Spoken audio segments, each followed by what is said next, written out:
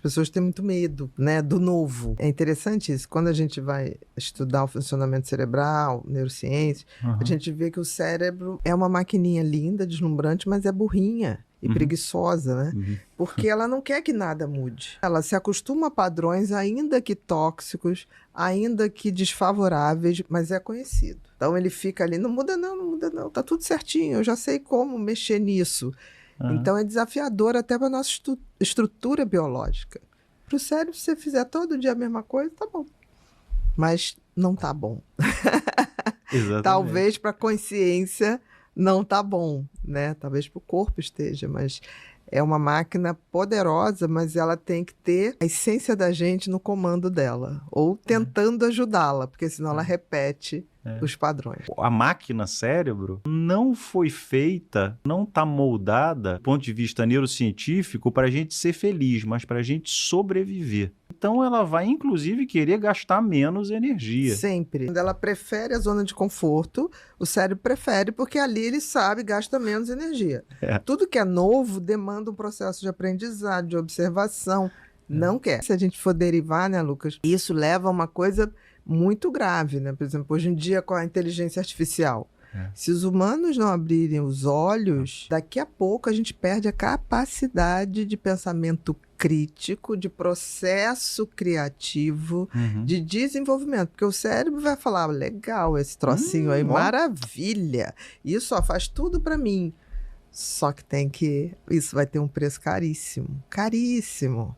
Né? Tem gente falando, não sei quantos % fazem terapia com inteligência artificial. Eu falei, isso não é terapia. Terapia é um humano com outro humano. Não existe isso. Né? Então, muitos adolescentes... Outro dia eu estava no salão, uma avó estava lá fazendo a unha. Tudo bom, doutor? Foi tudo. Aí ela chegou e falou assim, estava conversando com a manicure.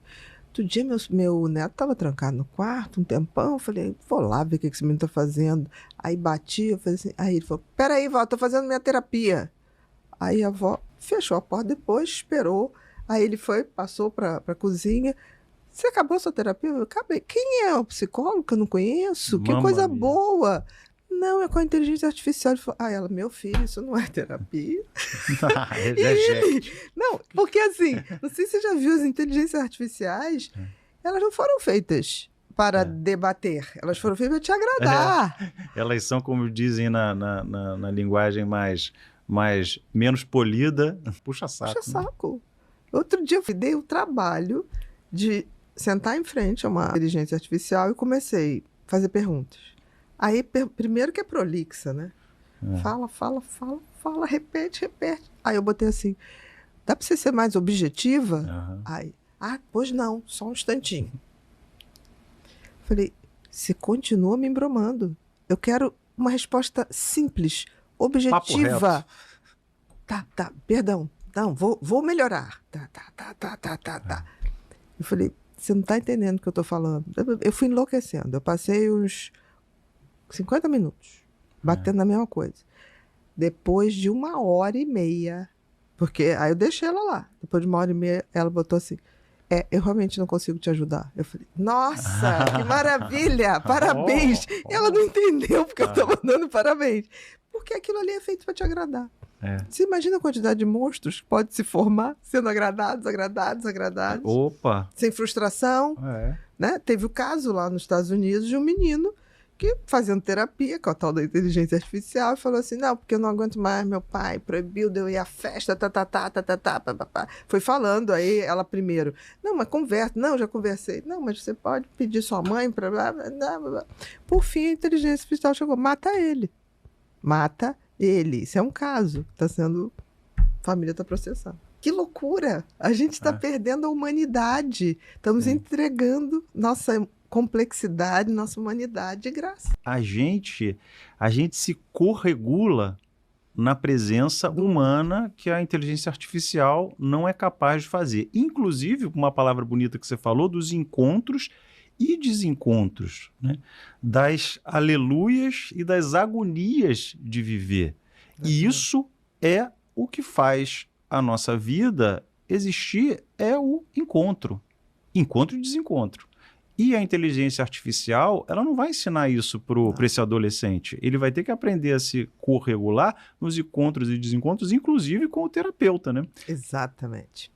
Porque é difícil. Eu, quando fazia terapia, eu já tive pessoas que chegaram assim, não, quer saber de uma coisa? Não quero mais. Eu falei, tá bom, você é livre. Não tem problema nenhum.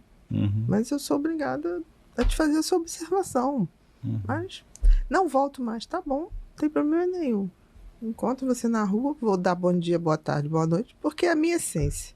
Então, não tome isso como um abuso, nada disso. Claro. Acabava que voltava e a gente refazia. Faz parte do processo. Claro, e a gente refazia. Você tá chateado? Não tô. Mas eu tinha. E se fosse a inteligência artificial, ia dar aquela puxada de saco. Tipo assim, não vai agora não, por favor, fica mais um pouquinho. Entendeu? Eu tenho muito medo que a gente perca esse senso crítico, né? Porque, assim, meu cérebro funciona numa lógica. Você me conta qualquer coisa, Lucas. Eu vou olhar e falar assim, tem uma lógica. Não sei nem se é verdade, mas tem uma lógica. Então, vamos apurar o que a gente tem de dado científico. É importante entender também que a ciência, ela se autorrefaz o tempo todo, né? Quantas vezes, me lembro que na década de 80, comer ovo era um pecado. Se lembra? Ovo e manteiga, pelo amor de Deus, vai entupir o colesterol, vai não sei o que, papapá, que a gente sabe hoje que eram pesquisas montadas, né? Hoje o ovo é o melhor alimento que tem. Então, assim, a ciência também cabe aos cientistas. Tem aquele bilhetinho, né, assim, do ovo. Essa fase ruim vai passar. Um abraço, leite, né? Exatamente. Faz parte da vida a gente falar aquilo que me fazia bem não me faz mais. Né? As pessoas com o sentimento de que elas não estão mais habitando a própria vida. Em que sentido? De que, em meio a essa exaustão, elas estão se afastando de desejos autênticos que elas têm no coração, muito por conta de modelos culturais que são pré-condicionados pelas redes sociais, pelo Instagram, por um marketing de completude, e que elas, às vezes, se distanciam daquelas coisas que são as chamadas pequenas coisas da vida. Né? Que eu via lá na geriatria, na hora do final da vida, ninguém estava ali, puxa, aquele, sei lá, aquele carro que eu comprei, a bolsa, não sei né? o quê. A bolsa, não sei o quê. Cara, não foi sobre isso, foi sobre encontro, meu Deus. Foi sobre encontro. Sempre, né? Se tudo deu certo, quando a gente tiver para fazer a nossa passagem, ou cumprir a última etapa da vida, a gente vai lembrar dos encontros. Né? Total. Eu brinco que eu quero ser uma velhinha que as pessoas gostem de tratar. Né? Tipo assim, para poder continuar tendo encontros, né? Ou com boas conversas, né? Me veio na imagem aqui na mente, né, aquelas velhinhas que eu cuidava na época de geriatra, né, quando tinham esse astral de bons encontros durante a vida, tinha uma plenitude ali, uma plenitude suave, uma leveza ali de quem tinha estado aberta para encontros e desencontros, né? Para quem cumpriu a humanidade, né? Então, dentro disso, você recebe mais essas pessoas que buscam... Pessoas com esse tipo de exaustão que eu estou descrevendo aqui, um cansaço... Da vida, né? Um de como vem vida. vivendo. Né? De como vem vivendo. E... Bia, eu acho que é muito qual o sentido disso tudo, né? A vida é sobre o quê? A minha vida é sobre o quê, né? Então, pessoas distanciadas dos próprios desejos, sem conhecer muito os próprios desejos. Então, é o que eu percebo. É o tal dos vazios, né? Os vazios que nada preenche, né? E às vezes são preenchidos com prazeres fugazes que estão aí, podem ser interessantes, porém... tem as consequências nocivas, né? Exatamente. Seja uma junk food, né, desmesurada, o perigo, né, das drogas, né? Dos jogos. Dos jogos. Pornografia, scroll infinito das redes sociais. Meu Deus, os adolescentes, que luta, né? Que luta. Pra então, sair, assim, né, é o vazio. É o vazio. É vazio, tá preenchendo o vazio. Exatamente. Os vícios estão sempre preenchendo grandes vazios. Não tem jeito, né? As pessoas estão sendo expostas aos vícios cada vez mais cedo e cada vez mais fácil, né? Porque hoje isso aqui tem um cassino, isso aqui tem um site de pornografia, isso aqui tem... Você compra qualquer junk food, né? Tá na palma da mão. E compras, né? também, né? Materiais, né? Compra tudo. Que depois a gente se enrola todo para pagar. Exatamente. Então, e é interessante que eu não vejo a sociedade se dar conta disso, assim. Por exemplo, cada episódio de feminicídio, todo mundo, e tá tão banal que daqui a pouco ninguém vai se incomodar. Tá quase normalizando. Mas aí você fala, mas é um caso isolado? Não, eu acho que isso tem uma coisa social, uma cultura de que, de fato, as mulheres são objetos a serem usadas e uma sociedade que não pune adequadamente esse tipo de coisa. Mas foi tentativa. Tentativa, só não morreu porque alguma coisa aconteceu, alguém viu, alguém parou. Então você precisa primeiro ter a morte para ter uma legislação que a tentativa já é muito grave. Né? A impunidade é gatilho para mentes que já são mentes levemente perversas. Se você não tiver algo que contenha, aquilo floresce. A gente está vendo isso florescer de uma forma que as pessoas... Tem uma frase, eu acho que é do Vitor Hugo, que ele fala, se você protege o lobo, você está sacrificando as ovelhas.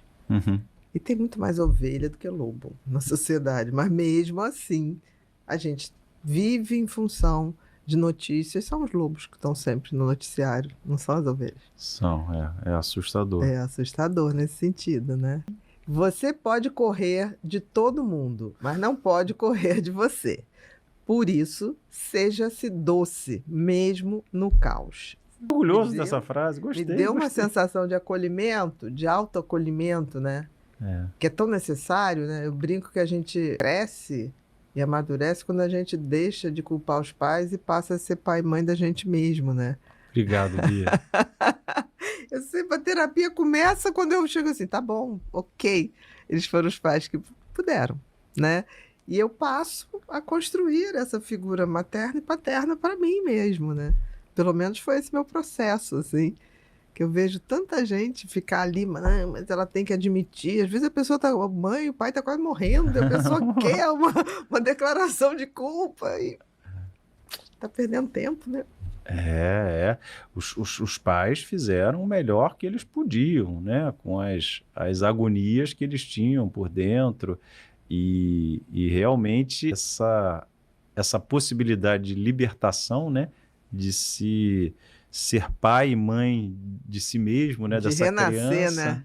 De renascer da sua história. Lindo. A gente vai ter que fazer isso muitas vezes. Que é a tal das atualizações. Exatamente. Eu uma vez estava no elevador e entrou uma pessoa assim, e aí veio uma frase na minha cabeça, eu sou contemporânea de mim mesma. Falei, o que meu cérebro quis dizer com isso? Eu sou contemporânea de mim mesmo. E aí, com o tempo, aquela frase ficou ecoando. Eu tenho que ir me atualizando. É que nem o sistema iOS. Tem que ser atualizando para poder continuar sendo eu, né? Em etapas diferentes. Porque senão você se perde pelo caminho. E, olha que interessante, a gente continua agindo como a criança que foi traumatizada, né? A nossa reação não é uma reação adulta, é a reação de uma criança que foi traumatizada. E, inclusive, as reações corporais... São as mesmas. Elas são as mesmas. E aí o meu cérebro, hoje em dia, ele diante de alguém que levantou a voz para mim, ou que deu uma buzinada, ou uma demissão, ou uma rejeição amorosa, o que acontece, né? Eu vou tomar aquilo, o meu corpo... ele guarda essa reação do desamparo. E aí, quando eu percebo aquela reação de desamparo agora, isso me leva para as minhas reações mais infantis, né? Porque eu não atualizei. Né? Você não atualizou o software. E atualizar sozinho é difícil. É difícil. É difícil. Essa autoanálise é difícil. É possível, né, Bia? Não, é possível. Com certeza é possível. É mais difícil, Aham. né? Eu acho que a psicoterapia facilita, te dá a mão, né? E a gente vai ter muitos caos.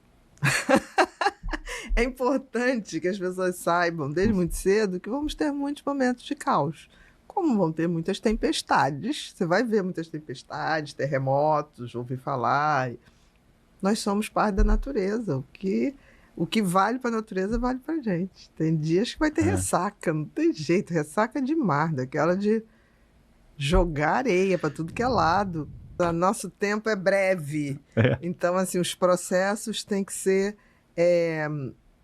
feitos, levam tempo, mas vale. Cada processo que você enfrenta vale. Impressionante isso, né? E é tão bonito quando a gente se corregula, né? Com um amigo, com um encontro como a gente tá tendo, né? Encontro de almas, com o terapeuta, com um amigo, uma amiga. É o sentido da vida, né? É o porto seguro, né, das tempestades que a gente vai ter.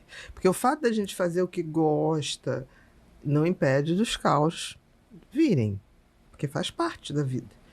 Mas eles são mais breves, eles são tratados de outra maneira, você consegue ainda assim ser feliz no caos. Né? Você fica um pouco triste momentaneamente, porque a tristeza é momentânea. Felicidade é se você está no rumo, tá legal. Toda crítica ao outro revela uma biografia não autorizada sobre você. Achei isso ótimo. É um contorcionismo de uma frase que eu acho, você vai me ajudar, eu acho que é do Freud, que ele fala, quando eu falo de Pedro, eu falo mais de... Não, quando João fala de Pedro, ele fala mais de si... De João do que de Pedro. Exatamente. Né? Essa coisa de... Quando há algo que a gente está criticando muito no outro, né? E está falando muito do outro, ou o outro está incomodando muito a gente, é interessante a gente ver o que dentro da gente está reagindo àquilo agora e mais. O que dentro da gente está reagindo lá na nossa história, né? Porque aquilo ali está sendo um gatilho. Um monge budista, em 2010, eu não sou adepto de nenhuma religião específica, sou bem brasileiro, mas eu me lembro que ele me falou assim, o nome dele é Segyu Rinpoche, e uma grande curiosidade dele é que ele foi monge do Steve Jobs. Mas ele falou assim, ó, Lucas, quando você está com um dedo apontado para o outro, você está com 3 dedos apontados para você. Para você mesmo, exatamente, é verdade. Então tem algo, né, quando eu estou criticando o outro, tem alguma coisa ali dentro de mim, ou está me incomodando muito o outro, é porque tem alguma coisa dentro de mim que não está muito bem entendida. É um dado, né? É a notícia do G1 e é um fato, né? Você concorda? Não sei se é porque a gente diagnostica bem, porque a gente tem um sistema de saúde que consegue diagnosticar, ou se o Brasil tem um ecossistema que faz com que a gente fique mais ansioso e com tendências à depressão. Não sei, gostaria de te ouvir nisso.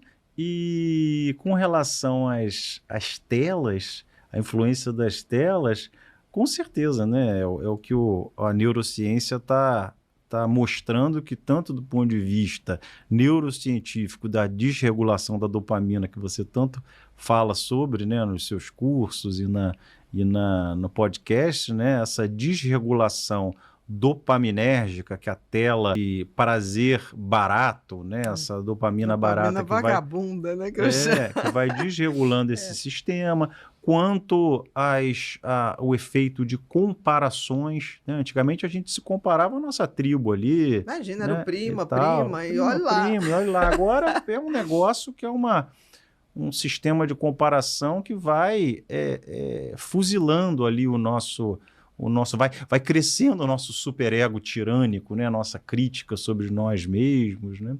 Além do que quando a gente está na tela, a gente deixa de se corregular, né? A gente perde a capacidade de conversar, de compreensão. Eu acho que no Brasil o número é alto, bem alto.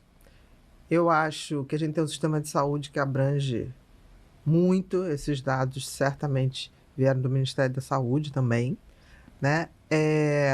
Então você detecta mais. Eu acho também que as pesquisas são feitas, o brasileiro fala. O brasileiro gosta de responder pesquisas. Sim.